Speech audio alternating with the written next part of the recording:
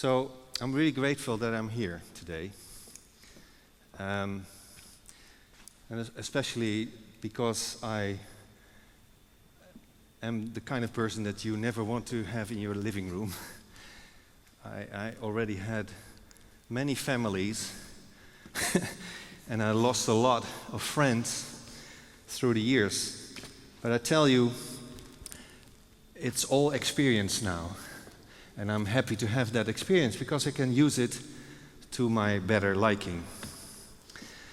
So tonight is a night that is probably something that, and hopefully you will remember, because of course I prepared a slideshow, but things always get out of hand. Things will never be the same once you interact with computers and technology.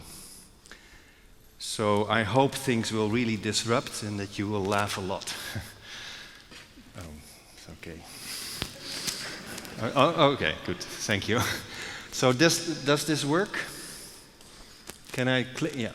So the question is UX is simpler in UX better? This is a very, very profound question because it right away gets me frustrated, it right away gets me anxious, and it gives me a lot of fear. And normally the fear that I feel is in my body. I don't know about you, who does have the same kind of feeling when they are in, yeah, the guy behind the camera. Okay, and if you would say 1 + 1, which is one of the first things you learn as a child, and you have to come up with some kind of answer, the answer is never this. It's funny, but it will never be that. And I don't know why. I have no clue why that answer is like that. For me, anything would be possible. And that frustrates a lot of people because I met a lot of people, as I told you before, and especially in the computer science area, they are so very strict. They think in ones and zeros and that's it, you know. And they configure it and develop things about it, and then for them it's all so clear-cut. But then I say, but you forget me, like I'm a human person, like I'm a human being, and I like to interact with computers more than with my wife. I mean, but it never works, you know. And then they say, yeah, but you can't even work with your wife. I said, no, that's why I lost her somewhere down the road. Which is, of course, very, you know, it's very important that you do that a couple of times in your life. I brought this picture, and this is not mine, this is from Jeroen van der Bos. He is a former student, he now works in a company in Holland, very successful person in my mind. And I set him on an assignment, and he was frustrated. And the best thing about humans is that they become frustrated. I always do that by standing on somebody's foot and say, does it hurt you? And he, no, not really, but I know if I really push hard, he will say, this is not really something that he would like. And if I continue to do that, he would say, what the fuck are you doing? I'm trying to get you emotionally involved with me. Is it happening? So I said to Jeroen, why don't you go out and take your camera along, because I knew that he was a very happy amateur photographer. And he said, why don't you start shooting? He did a project on driving fast motorcycles and you know that shit, leather and blue. And and he did that. And at one point, I'm going through all his pictures really fast. And then I found this picture. I said, Jeroen, stop. You got it. You have the excellent picture that I think really indicates what you are looking for. And he looked at me and said, what do you mean, Robert? I said, well, look at the picture. What do you see? Oh, it's water, muddy waters. No, okay. Muddy water, and there's lots of green bushes. I said, no, there's much more in the picture than you can tell. So is anybody in this audience seeing things that I see, or do you see just the picture what I just talked about? Anybody? We have to be quick because I only have 19 minutes left. Nothing? No? Can you see a car in it? Who can see a car coming up to you? Yeah, you can see here the bumper and the front lights and the hood and the window screen and it's coming towards you. So if you just close your eyes a little bit and you go and look through your eyelashes, you will probably see a car. So anyway, if you walk on a beach, for example, talking about simplicity, and you find a nice stone or in a riverbed, the complexity in this stone is remarkable, but yet everybody picks it up and has it as a lifestyle icon in their living room. But if I come in these living rooms that are dressed up like any IKEA fakshooi, this is a Dutch translation of English, so then you would see something really particular, because this particular stone is very ancient, it's really old. And it has a huge amount of complexity in it. But if I compare it, for example, to this, a Jackson Pollock painting, it looks incredibly complex. But in the end, if you really look well, you see all the drippings and you see the layers of the drippings, it becomes really simple. So complexity and simplicity are really great friends. And sometimes we look at UX as being extremely simple, but it is not. Because it's not. It is extremely difficult to get a very user-friendly experience out of any kind of machine. I mean, if you take a vacuum cleaner, for example, it's not easy. You do that all the time probably, because you're, brought up that way, right? Your mother taught you to clean your room or whatever, and you have this machine. But it's not really simple machine. It's a very complex machine, a vacuum cleaner. All the science and the physics behind the vacuum cleaner are really difficult. And it carries on from product to product. And especially nowadays, with all the computational stuff, it's becoming more and more complex. And how we interact with it is becoming more and more complex and difficult. And then we have these user experience designers or these interaction designers that they say to you, fantastic fluid interface, anybody can do it. And then I look at these people in the train around me, and they can't. The only thing they do is wipe on glass. And they show stuff to each other and say, look at what Johnny did to Maria, and see what Maria did behind the back of Johnny. So what I say is that sometimes these knots that we make with technology and with all kinds of contraptions in order to get some kind of UX out of a system, I often have the feeling that I should take a sword and just smash the thing to pieces and get back to my human, being that state of being in my bed, nude, alone, without anybody, and be very happy about the person I am, not constrained by any body, by any machine, by any system.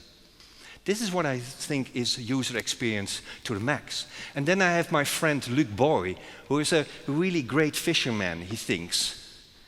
But the complexity of fishing starts not with the hook or the water.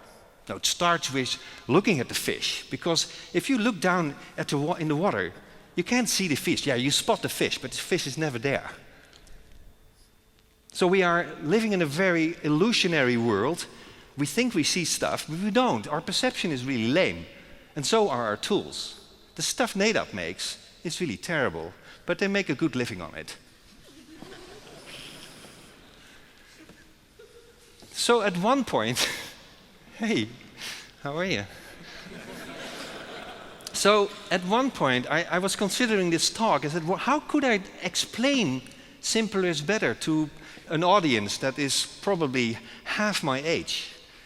Because they are brought up in an era where experience with fleety machines is their life. I mean, that's what they do all the time. All my students are just interacting constantly with these smartphones and these machines. And this lovely story, if I tell them about this lovely flatland story, they look at you like with glass eyes, They're like, I don't know that story. But don't you know about this sphere and this square and the story of the flat and the one-dimensional and two? Oh.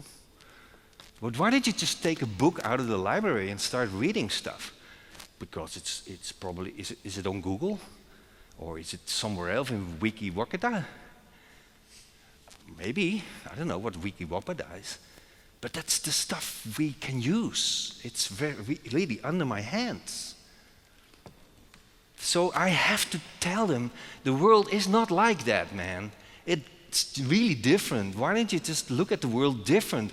If you will become a designer, which I'm part of that educational system that we can, educate people to become designers. And the most terrible people are designers. I just told you that, right? If you have me in the living room, your whole idea about your style and your living and your design notions are completely, at the end of the evening, shattered. They are non-existent entities. Design notions, simpler is better. So now, we have this human interaction stuff going on. And we have very, very high-end companies designing stuff for us, for me, for you, for him, or her. There's nothing more than the him and her. Yeah, you have these in-betweeners and these outliers, but there's still the him and hers, and it doesn't matter if the her becomes the him, and the other way around, they're still users, so they still use our stuff. And how can you reflect on that? And I tell you, people, reflection is something that all these designers and developers should do more often, but they don't.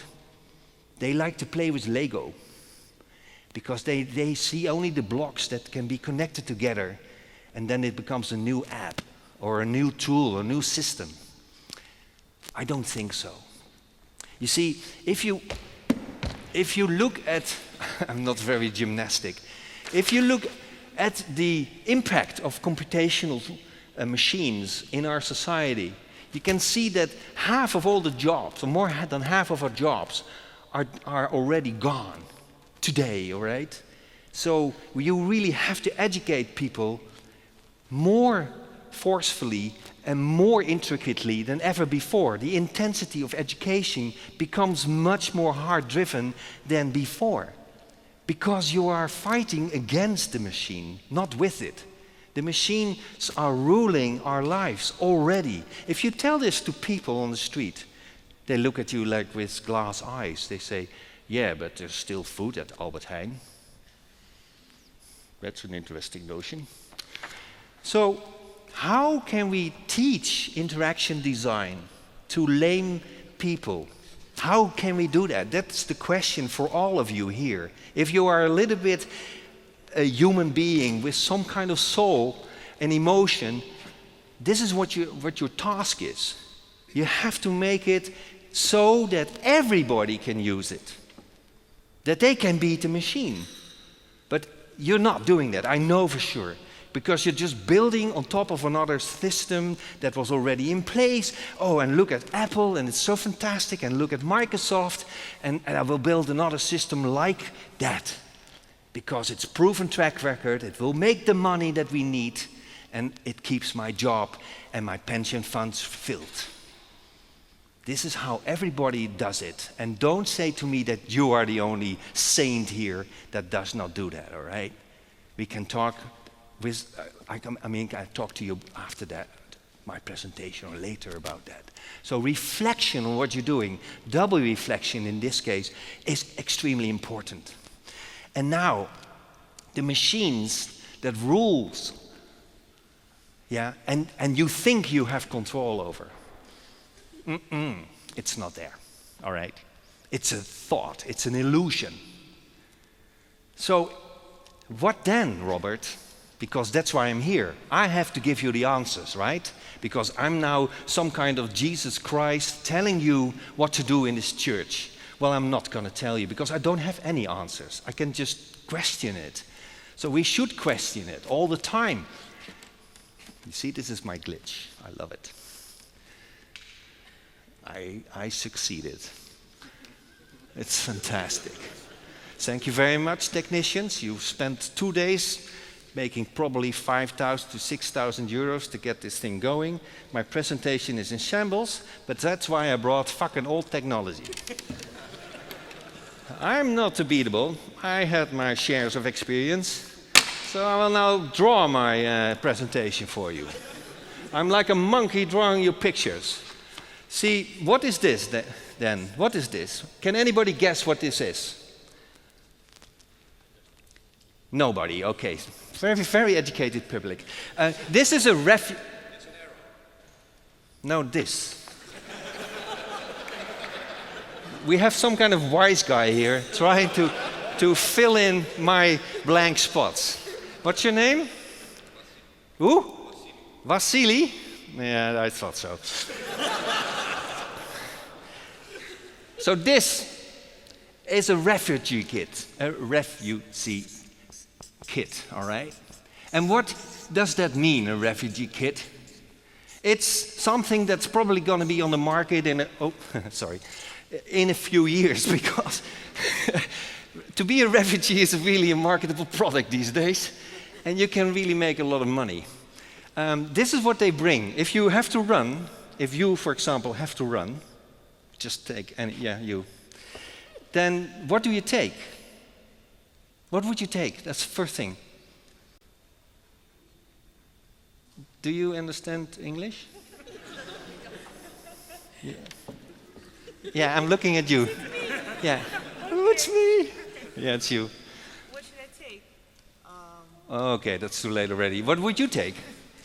No, what would you take? Oh my God. André, can you help me? What would you take? First thing, your iPhone. Yeah, so 6 hours later, his iPhone will be dead, the battery is not working anymore, and there will be no more contact with André for a long time. Anyway, oh, nice. So we're here now. Thank you for the techniques. So I was trying to talk about designers, but it's already passé. I'm already past the Lego, you remember. The only good thing for Lego is filling the blank spots in the infrastructure. This is something I picked up in the United States. I think this is the best way to get rid of your old Lego, and then we are done, all right?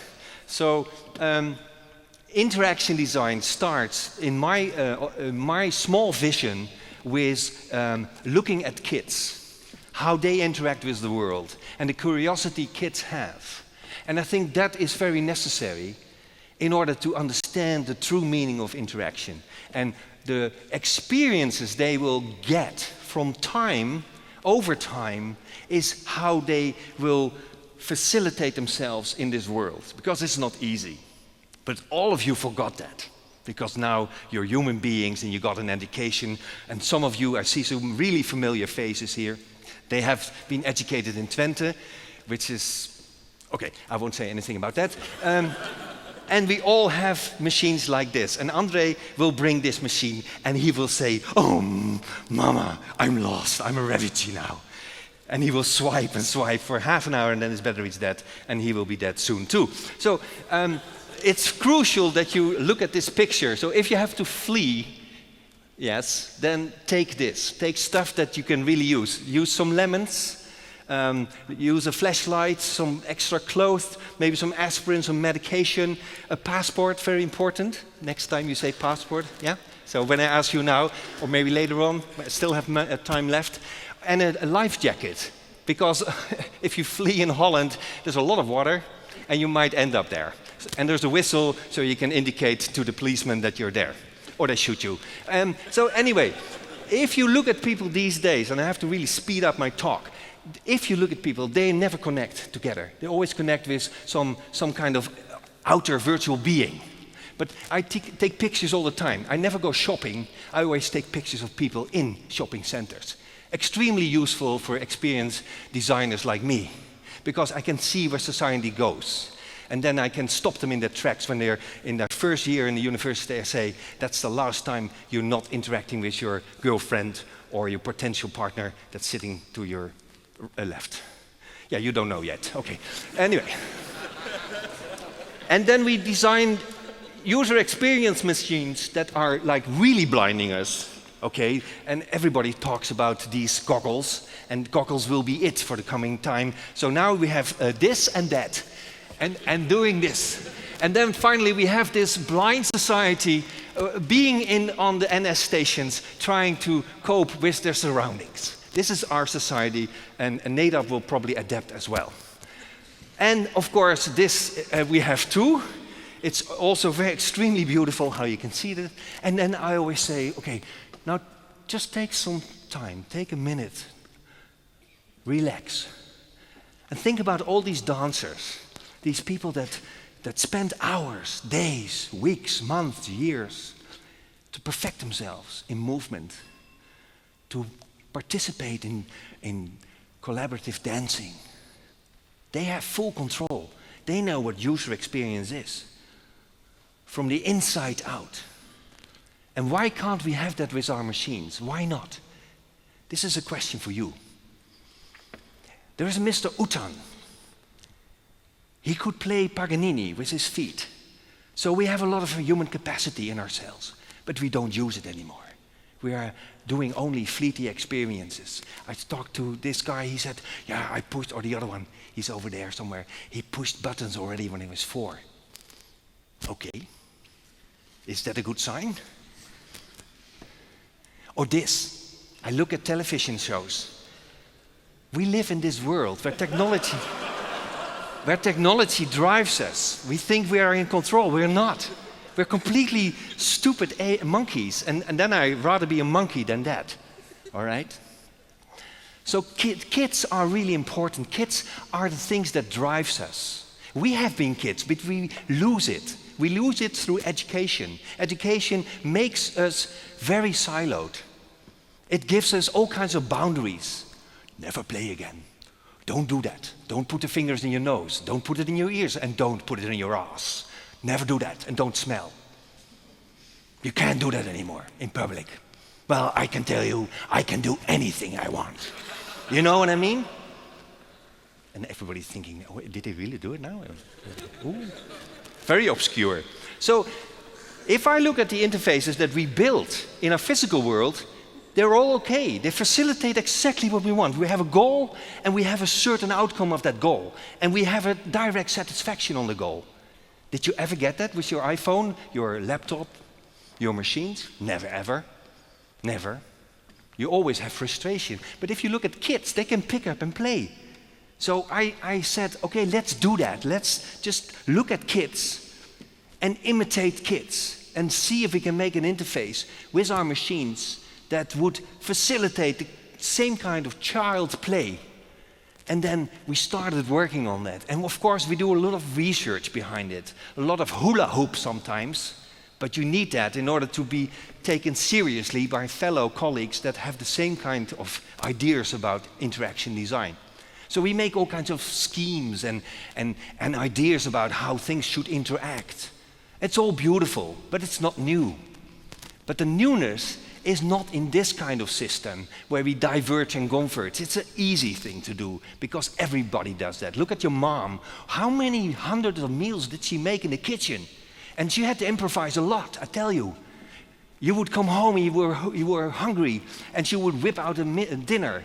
At least my mom did. She was highly creative in the kitchen. My dad said she was not highly creative in any other place. But that was because of the times. They were born like way before computational things were happening. So we all have ideas, you know. We have a lot of ideas. Everybody that sits here has a lot of ideas. And we have to bring them out. We have to externalize these ideas, but we have to externalize them in a fluid way. So that's why I always have this paper with me, and I can start drawing ideas. And I can make things happen and color it in. And then if I don't like it anymore, I just start making new ideas. And the technology will fail again. And that is beautiful. I thank you very much, because I think my time is almost over. But the thing is, I can even press this button again for you if you want. The thing is that I do a lot of experimentation. And the experimentations are very physical. Because if you have a lot of physicality and tangibility to start with, you will come up with a lot of new ideas in interaction design. And if you do that very consistently and highly targeted, it will give you new ideas. And it's not talking about in the box or outside the box, because I don't believe in boxes. I believe in people. I believe in human capacity. And you stop there in your track for 1 minute. And it's all about building knowledge over time. And it's especially in the gap where we don't have knowledge. And listen to me, a lot of people, and I talk about millions of people in Europe alone, are deprived of any access to machines, have no bandwidth, have nothing. Millions. And what are we doing about that? If we want to have a full satisfaction of all our computational tools and all our services and knowledge and databases and blah, blah, blah, then we have to make sure that these people get access. We have to make sure that everybody can interact with systems in any level of complexity, in any level of modality. If we don't do that, we're going to lose it against the machines. I tell you that for sure. But still, we have our pen, we still have our paper, and we can still draw and continue drawing. This is what will stay forever, I tell you. So, if you want to have a look at my interfaces, it's all on the website. There's a lot of stuff on Vimeo, and there are a lot of movies, and you will see a lot of kids playing with this shit. And I've been in the Dutch Design Week just a week ago, and we had 70,000 people from all walks of life, and time's up, I know, all walks of life, and all kinds of complexities in their head, and everybody wanted to buy the tool. It's not for sale. Not even for Nedap. Ruben, where are you? Thank you. Thank you very much. Ladies and gentlemen, Robert van Wendrich.